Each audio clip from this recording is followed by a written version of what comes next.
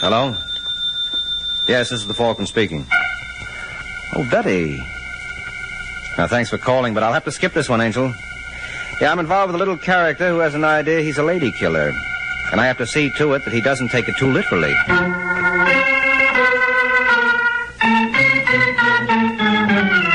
This is Ed Hurley, friends, inviting you to listen to The Adventures of the Falcon, starring Les Damon.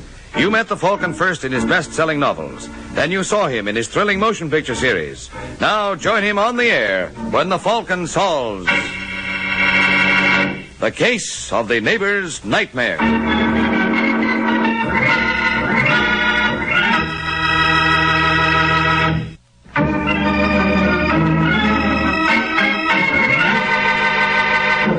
It's late Sunday night, and at one of New York's most expensive hotels, short, baldish Gordon Daly is asleep in his room when there's a loud knocking on his door.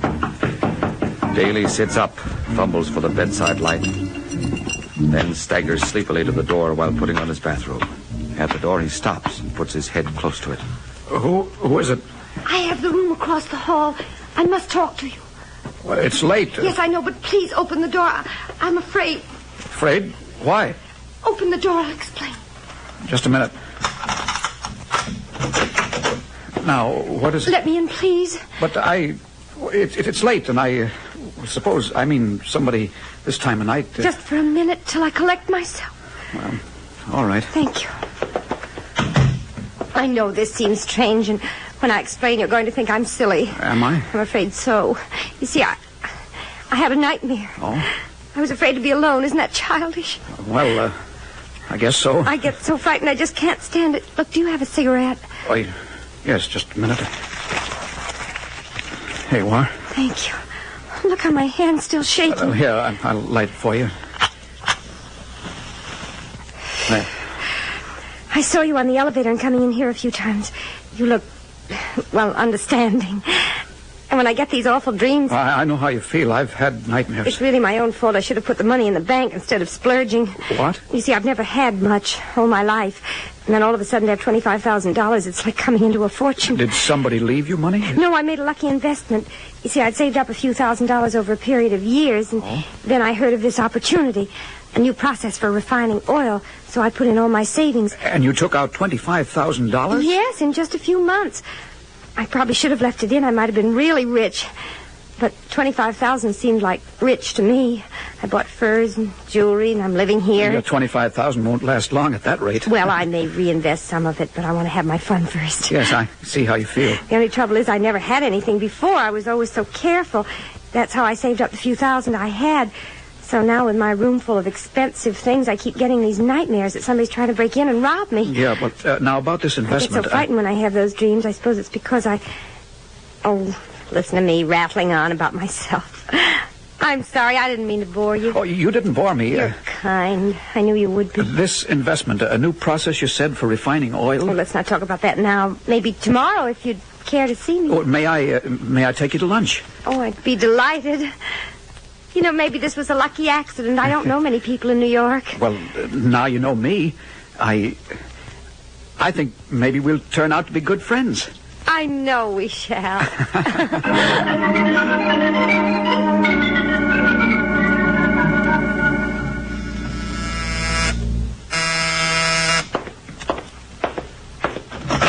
Yeah? How do you do, sir? Am I in the right place? Well, look, pal, I'm a detective, not a mind reader. Oh, then I am in the right place. This is the address I was given, but I expected an office building, not an apartment. Mm-hmm. You are Michael Waring, the gentleman they call the Falcon? Well, you're two-thirds right. What? I'm Michael Waring. I'm called the Falcon. But about the gentleman, well, there are various opinions about that. Oh, well, may I come in? I'd like to talk to you. Yeah, sure. Thank you. Well, Mr. Daly. Gordon Daly. Daly. Gordon Daly. What can I do for you? I want you to investigate someone for me. Mr. Barnes. Harold Barnes. Mm-hmm. And what's this Barnes, Harold Barnes done? Well, I invested $15,000 with him a month ago, and something's come up. I need my money. I've asked him for it, but he keeps putting me off. And you think he's pulling a fast one? I'm not sure what he's pulling. That's what I want you to find out. Well, how come you invested with him in the first place? Well, you see, Muriel, a friend of mine, put her money in Barnes' company, and she made a fabulous profit. Fabulous is a nice word for it. Just how good a friend is this Muriel? Oh, very good. Uh-huh. For how long? Oh, about a month. Mm-hmm. She crooks the finger, you rush in and get stung. Oh, now, don't get the wrong idea about Muriel. She's a nice girl. Oh, no doubt. She wouldn't lie to me. No, of course not. She claimed dealing with bonds is profitable for her. Well, I'm sure it is. A nice fat profit for every sucker she lands. Now, you're wrong. Well, in that case, do you still want to hire me? Yes, but you'll find out how wrong you are. All right. You're thinking of this as a swindle, but it's not. Barnes meant to pay off, I'm sure of that. He did pay off to Muriel, but now something's happened and he's stalling. Apparently, he's hard-pressed for cash. Mm-hmm. Well, if Mr. Barnes is so hard-pressed for cash, I think I'll offer him some and see what happens.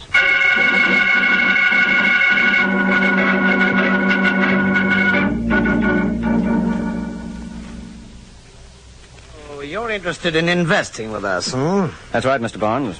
And you say Mr. Daly recommended us? Mm-hmm. Oh, strange. To be perfectly frank, Mr. Daly hasn't been too happy with us lately. Oh, he's not afraid of getting his money. It's just a matter of time. He happens to need it now. But me, I'm in no hurry, so if you'd care to outline the proposition... I'd be glad to, Mr. Warren, did you say it is? That's right. Oh. Are you sure you didn't mean Waring? What gives you that idea? Don't be so modest, Mr. Waring. The Falcon is a famous man. And the cops and robbers set. Which are you? Well, I can't pretend to be a cop. As for the other, that's what you're trying to find out, isn't it? Yeah, and this conversation seems to give me my answer. But not your proof. Well, I imagine any fair to middling accountant could take care of that. Why not get one and see? That's a good idea. Well, so long, Barnes. Sorry I bothered you. Oh, that's all right, Waring. Oh, but before you go... Yeah? Take this!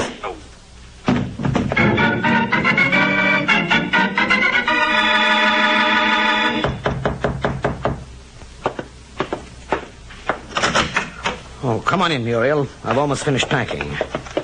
Say, where are your bags? I haven't packed yet. Why'd you want me to drop by here?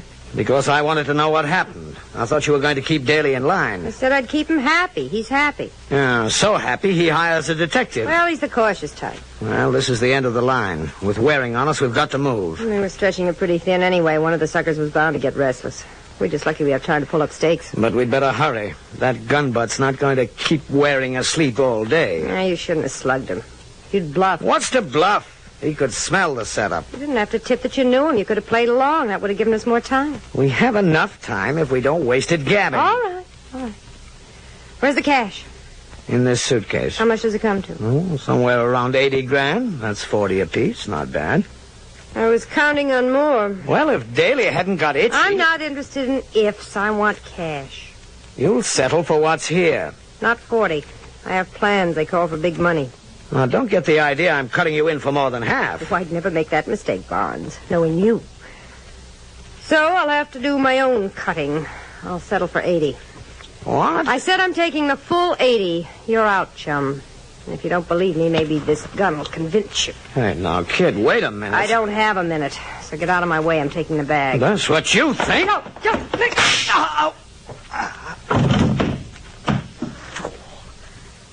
You fool! Why did you make me do that?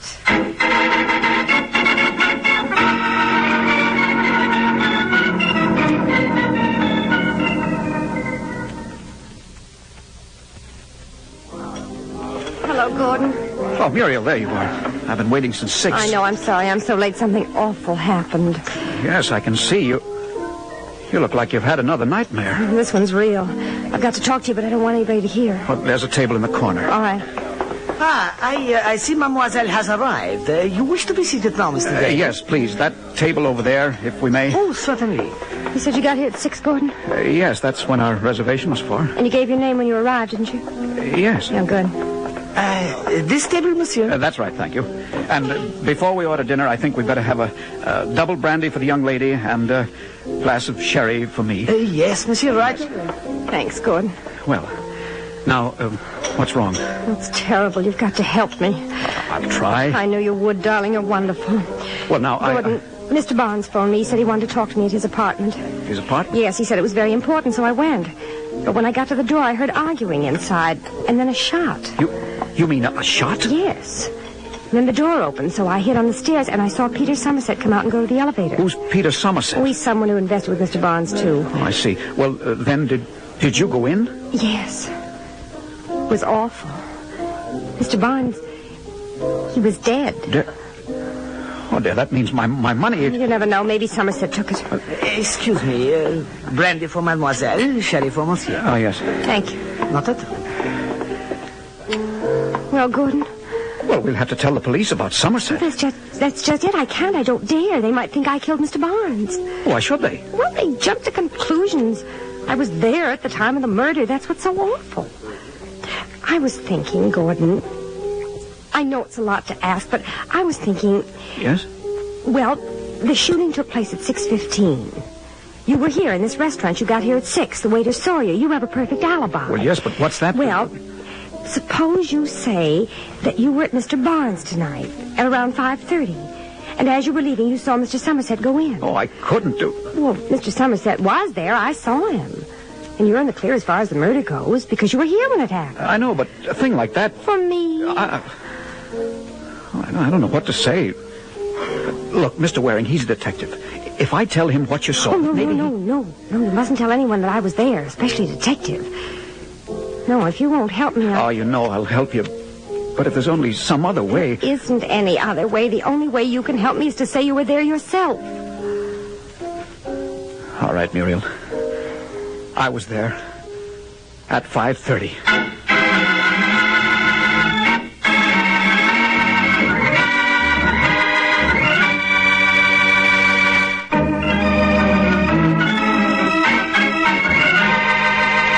Now, back to the adventures of the Falcon. A half hour has passed since Gordon Daly agreed to save Muriel's neck by placing himself at Barnes' apartment at 5:30.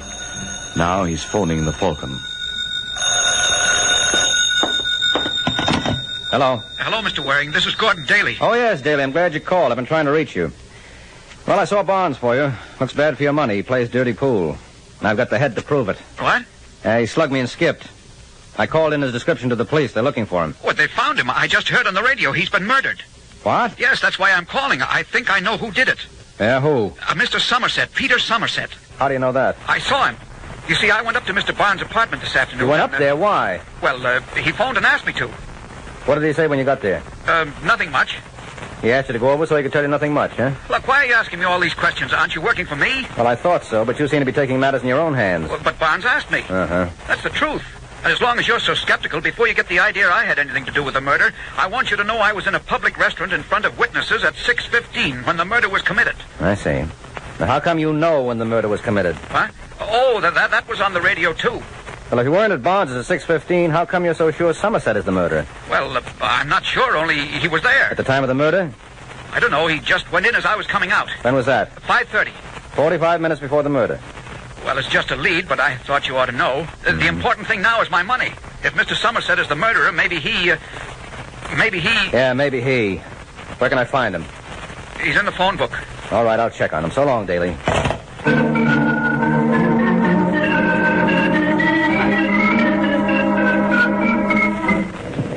Taxi! Wait a minute, Waring. Huh? Oh, Sergeant Corbett. I'll save you a fare. You want to go someplace? I've got a squad car. Well, you're too good to me, Corbett.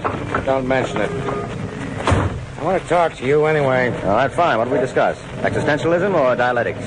Let's discuss Harold Barnes. Isn't he a pretty dead subject? Very dead. How did you know? It's on the radio. Huh? How did it get on the radio? What's the matter? Haven't you given out a story on it? No. There's a leak someplace. Whole thing's on the air. Time of death and all. Time of death? Yep. 6:15. Waring, you'd better have that radio of yours checked. Could stand a new tube or something. Why? I've got news for you. Barnes wasn't killed at 6:15. No? No, he was killed at 5:30.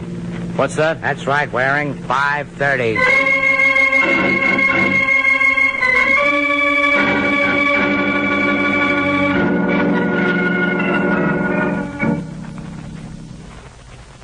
Waring, you gonna talk? I've been talking. Ever since we got to headquarters. But you haven't said anything. What do you know about the murder? Nothing. You admit you had a fight with Barnes? Some fight. He slugged me when I wasn't looking. This is not going to make you love him. All right, so I killed him. You want to sign a confession? You don't have enough rubber hose for that, Corbett. I don't say you pulled the trigger, Waring, but you know something. You're covering for somebody. Now, that's a brilliant piece of deduction. Who is it? No comment. What's with the phony radio yarn you handed me? That's what I want to know. If you'd stop wasting my time, maybe I could find out. And if you'd cooperate... You'd die of shock. I couldn't do it to you, Corbett. I simply couldn't. I ought to book you, Waring. On suspicion? On general principles. But we've just cleaned the jail, so get out of here. You say the sweetest things. If this case isn't cracked in 24 hours, I may change my mind. Now beat it.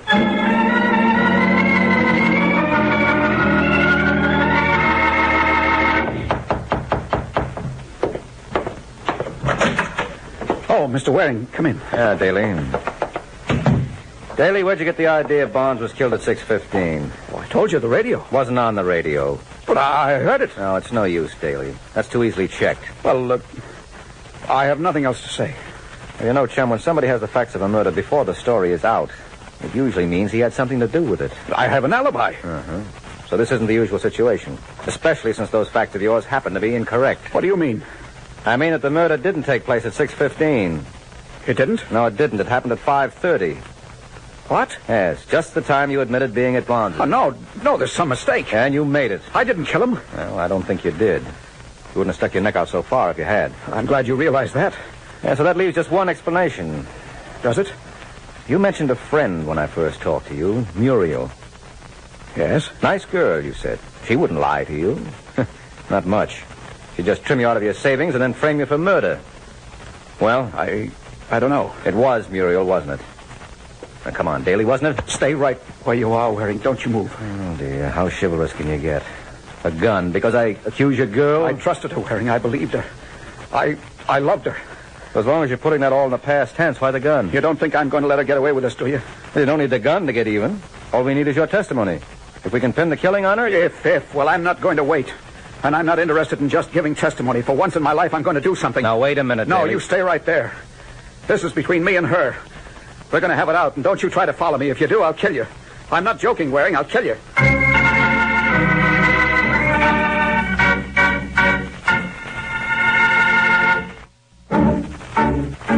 20 minutes have passed since Gordon Daly took matters and a gun in his own hands. Now he confronts Muriel in her apartment. You cheat, you lying little cheat. Gordon, listen to me. I did listen to you. I let you make a fool of me. You don't understand. I don't understand at last. You were just using me, that's all. Just using me. No, Gordon, if you'd only... Just using me. I thought, I hoped...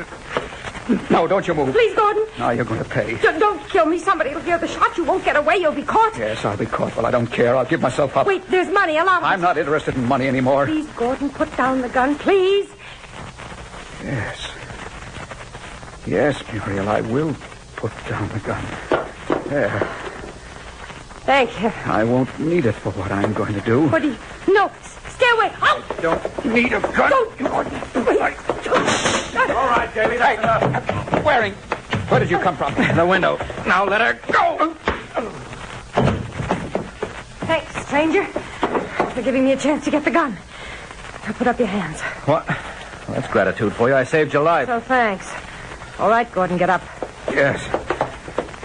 Waring, how did you get here? I made sure you didn't follow. Now, you're not too good at the rough stuff, Daly. You shouldn't try it. You left me in your room. Muriel's address is on your phone pad. Oh, of course. When I got here, I knew you wouldn't let me in. That's why I tried the window instead of the door. Well, if you're all through congratulating yourself, maybe you'll tell me what this is all about. Yeah, sure. It's all about your pretty neck, as if you didn't know. Daly wanted to ring it. I wanted to save it. So that you can face the murder rap you're trying to pin on him. Murder rap? Well, don't tell me it's news to you. Your frame isn't going to work, Angel. Daly was supposed to put his neck in the noose by admitting he was at Barnes's at 5:30. I don't know what you're talking about. Well, we won't argue that. Anyway, so far he's only said it to me. He didn't tell the police, and if I deny he told me, where's your proof against him? Maybe there isn't any. But aren't you overlooking one thing? What's that? Where's your evidence against me? Since you seem to be accusing me. You tried to frame Daly. Can you prove that? I can try. You'll get your chance. We'll see whose story holds up. And don't move, either. What are you doing? Calling the police. Any objections?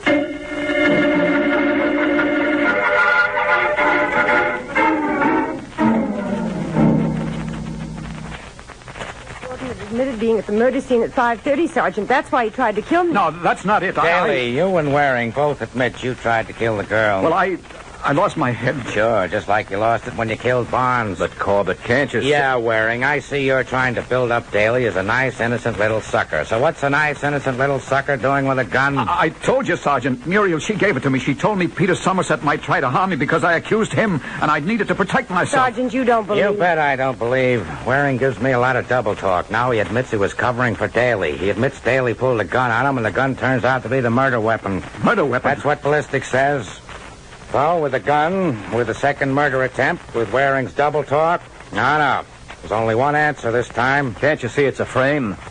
Did you ever see a murderer who wasn't being framed, Waring? But the girl told him what to do. She didn't tell him to pull a gun on you. She didn't tell him to try to strangle her. She didn't tell you to hold back on me. Her story makes sense. Yours and Daly's still doesn't. All right, Corbett, you win. But do you know how much I win, Waring? What? I could hold you, too, for obstructing justice, and don't think I wouldn't love it. Oh, come now, Corbett. I know that behind that stony facade there beats a heart of granite. Keep up the bright dialogue, chum. But you've just got one out. Otherwise, I throw the book at you. And what's my out? You sign a statement saying Daly admitted to you he was at Barnes at 5:30. All right, Corbett. No, Waring, don't. The truth, Daly. But it'll clinch the case. I don't mind about myself, but this means Muriel will go free. She'll get away with everything. What can I do? Go ahead, Corbett. Have the statement typed out. I'll sign it.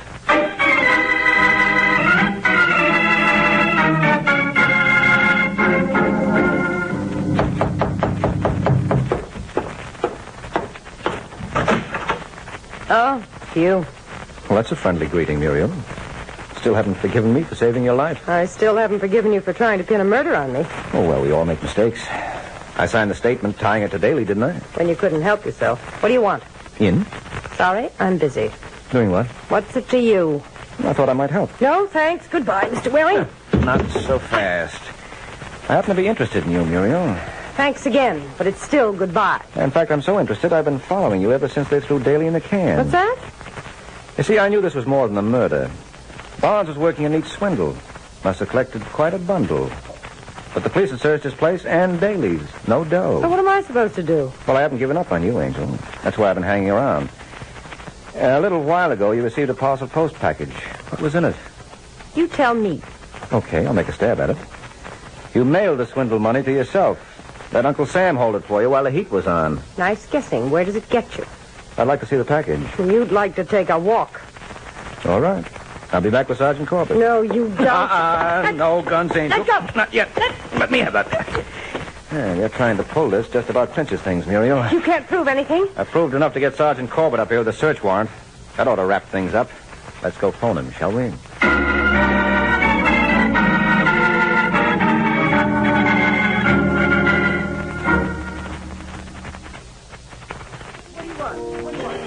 For a while, Waring, I thought you'd let me down. Well, for a while I had to, Daly. You worked with Sergeant Corbett before. Wasn't there any way you could convince him? Sure, by getting proof.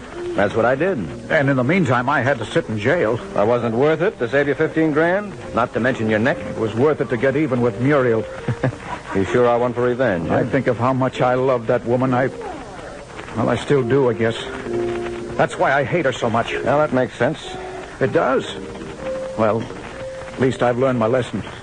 From now on, I'm through with women. They're nothing but trouble. That's all they are, Waring. Trouble. Uh-huh. Well, gotta be going. Oh, yes? Where? Oh, just out looking for trouble. Good night, Daly.